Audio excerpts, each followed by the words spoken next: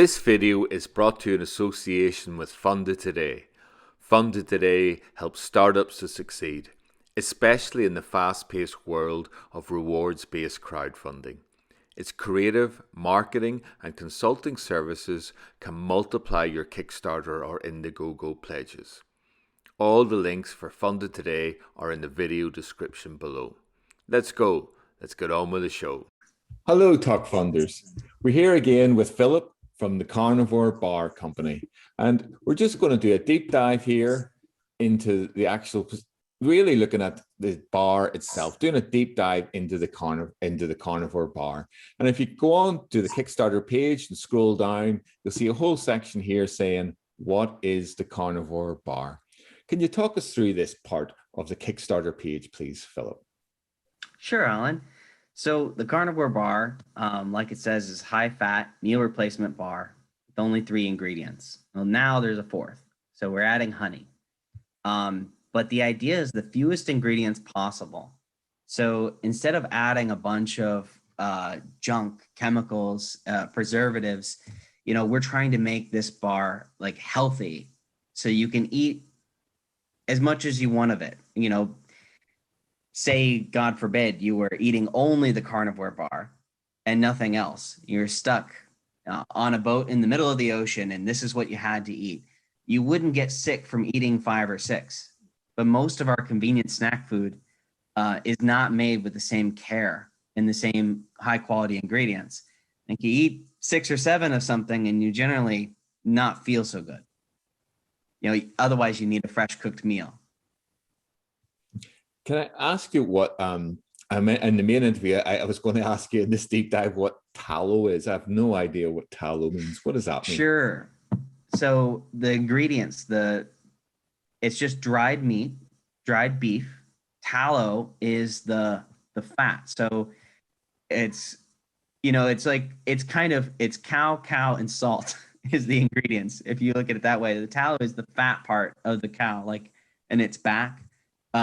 We take it and we cut it up, we filter it, strain it, and then cook it low and slow. And so it's just basically pure cow fat mixed with pure dried, very carefully dried beef. And so when it's mixed together, when you separate them out like that, you can remove most of the moisture. You can dry the beef and it makes something like jerky. But you render the fat and you also take the moisture out of that, and then you can mix the two together and you make a Native American food called pemmican. And that's the core concept of our food. It's based off of pemmican. Wow. And we'll talk about your expansion plans in the backstory in the next interview. But I think it's really important. You'd said that there's a demand there. The reason why is you're expanding out because of demand. Is that's probably one of the reasons. Does that mean you just need a bigger production facility from, you're basically dealing with more? Is that right? Is that one of the reasons why you're expanding? Yeah. So making this food this way, everything is kind of linked together. It's like, well, you talk about the ingredients, but then you talk about the manufacturing. It's all entangled. Making the food out of these ingredients, that is something that many other industry, like people who are really big into the food manufacturing, food science, haven't touched. And the reason they haven't touched it is because it requires very expensive equipment. So when 2020 hit and I make this shelf stable meat product, basically people wanted to buy giant stockpiles of this food, which makes sense, but we couldn't make enough of it. And so we increased our prices in 2020.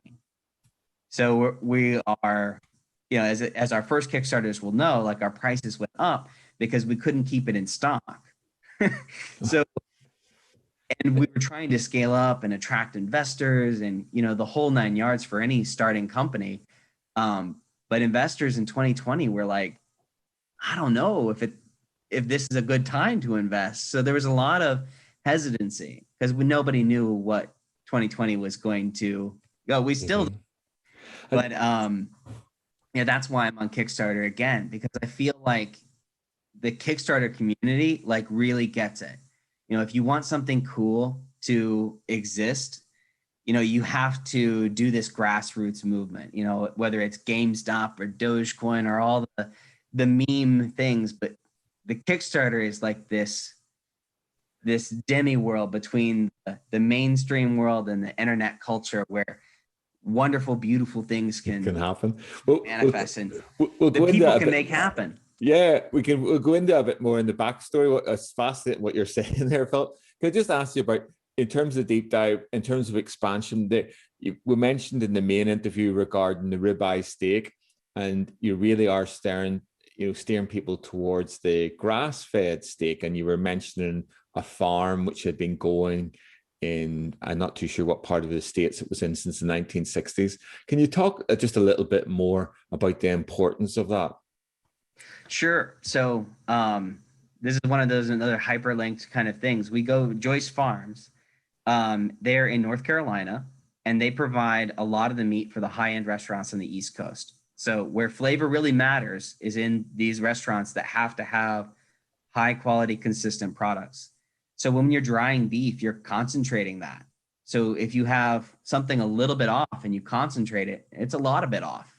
So we had to really go to the best, and that's the best that we found so far in the grass-fed field.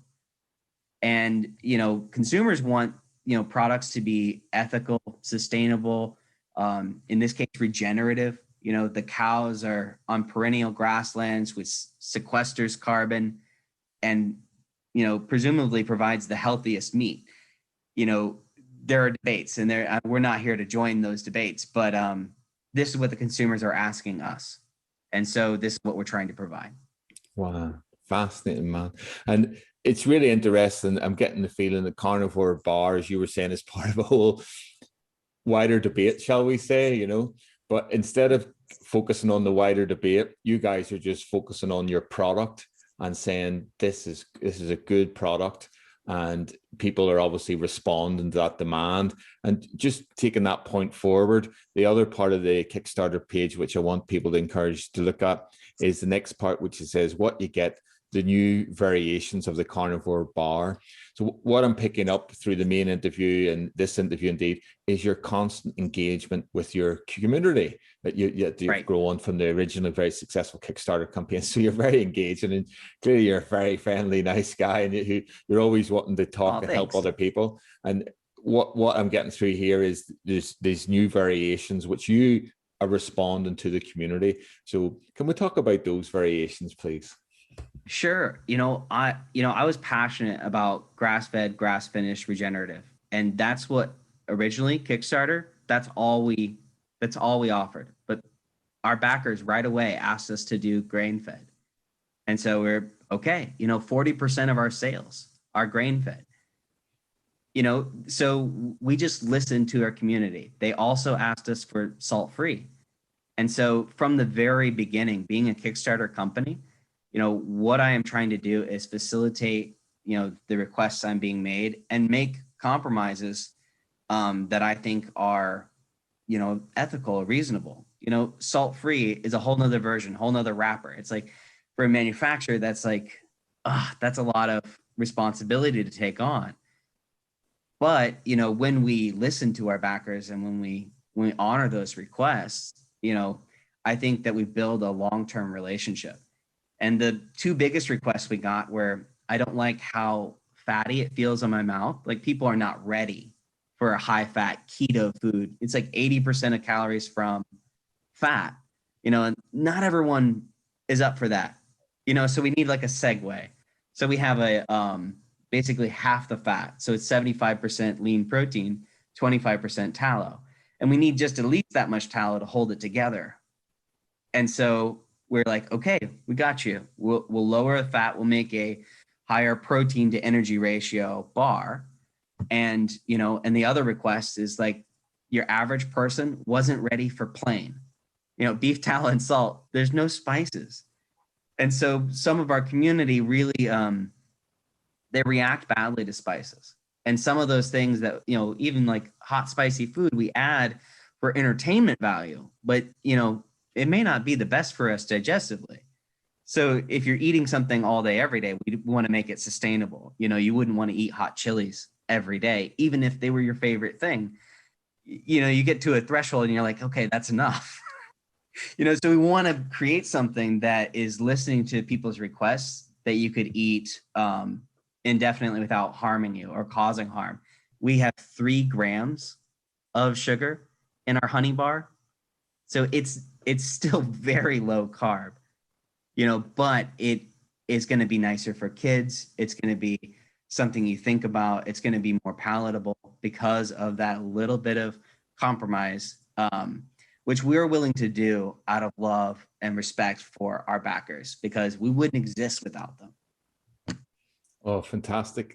That's right. Great. I love it, man. It's got heart. Your product definitely has heart. And just to finish off the deep dive, let's just look at this. You know, it's such a frequently asked question that you've actually put it on the Kickstarter page. So can you really talk us through that idea of shelf stability and expiration date, please? Yeah. So, you know, I just wanted this low carb travel food, you know, keto on the go. And what I found out by researching this is that with meat, moisture and oxygen are the ways that it spoils. If it has too much moisture, it grows mold or bacteria. And if if it's exposed to oxygen or the sun, UV, it breaks down the fats and they oxidize. So then they're broken chains of carbon, and that's stressful for your body. So it's oxidized, it's rancid, it's no longer a good oil or fat. So if we can seal it away from oxygen and we can take the moisture out of it, we accidentally created a extremely long shelf life, probably 25, 30 years. But if you go to test that, we've only been in business for like 2 years. So how do we test it? And so there is an answer. There's an accelerated lab that can prove a 25-year shelf life, but it needs 4 years of constantly checking samples. And so every few months they pull a sample, they check out the vitamins and nutrients. Is like, okay, what's degraded? Does it still taste good? And then next month they do it again. And they do that for 4 years straight. And so that's another reason we need the Kickstarter. It's like, in theory, we've created a very shelf-stable food and we've never seen one spoil. But we need to prove that. And we need the money. You know, that's not in the budget currently. A 4-year shelf life study is not in the budget. So it's one of those things where doing things the right way, validating, getting third-party, input on, what have you achieved? What have you not achieved? Knowing where that is, testing it, measuring it, and showing the backers and proving it. That's what we're trying to do here. Wow. Thank you for explaining that, Philip. That really helped a lot. Just to finish off the deep dive, just actually before we finish it off, I'd just like to highlight this pledge here, which Philip highlighted in the main interview. I think it's a really good pledge for anybody who's new to the Carnivore Bar. And it's this: for $40, you get the or more, you get the Carnivore Box Kickstarter special, which really gives you a sample of your new range that you were talking about, as well as your original products in one box. So that's the Carnivore Box Kickstarter special. And again, that will be ready to ship in October anywhere in the world. And so just to finish off the deep dive, let's just bring it up to the top and thank Philip from the Carnivore Bar Company. All the links for the Kickstarter will be in the video description below. Thank you very much, Philip. Cheers, mate. Awesome. Thank you, Alan.